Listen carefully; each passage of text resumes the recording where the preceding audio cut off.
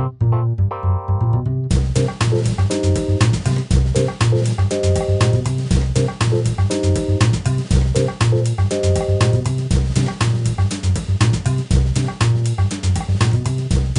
avons mis en place avec le conseil régional, la Caisse des dépôts et maintenant avec le plus grand nombre de communautés d'agglomération, ce fonds de solidarité et de proximité pour permettre aux TPE qui ont des problèmes de trésorerie de reconstituer leurs besoins en fonds de roulement et de pouvoir octroyer des prêts aux entreprises qui seront retenus entre 5 000 et 15 000 euros sur une période de 4 années, dont une année de différé de remboursement.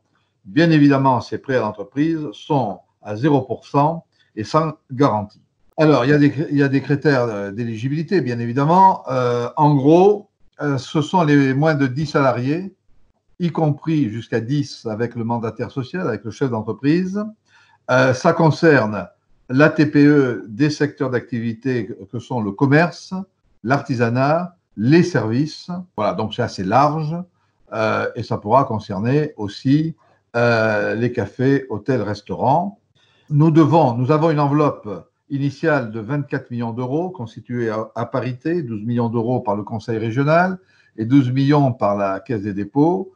Et on est en train de faire le tour de l'ensemble des communautés d'agglomération de la région pour qu'il y ait un abondement à hauteur de 2 euros par habitant. Il s'agit du premier étage de la fusée.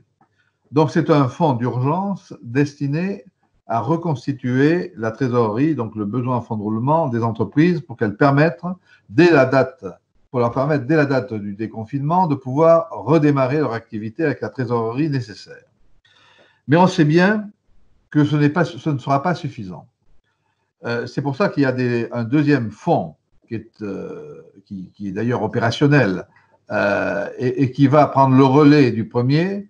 C'est que l'exercice 2020 ne va pas être forcément un très bon exercice pour la plupart des entreprises, risque de générer des pertes et qui vont entraîner une détérioration de leurs fonds propres.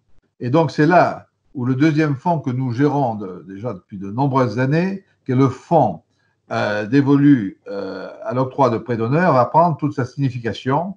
Et nous avons demandé aux collectivités, évidemment, d'abonder ce fonds pour pouvoir consentir des prêts d'honneur, cette fois des prêts non plus à l'entreprise comme le premier, mais des prêts à l'entrepreneur pour lui donner les moyens de recapitaliser l'entreprise qui probablement va être confrontée à une détérioration du résultat au titre de l'exercice 2020.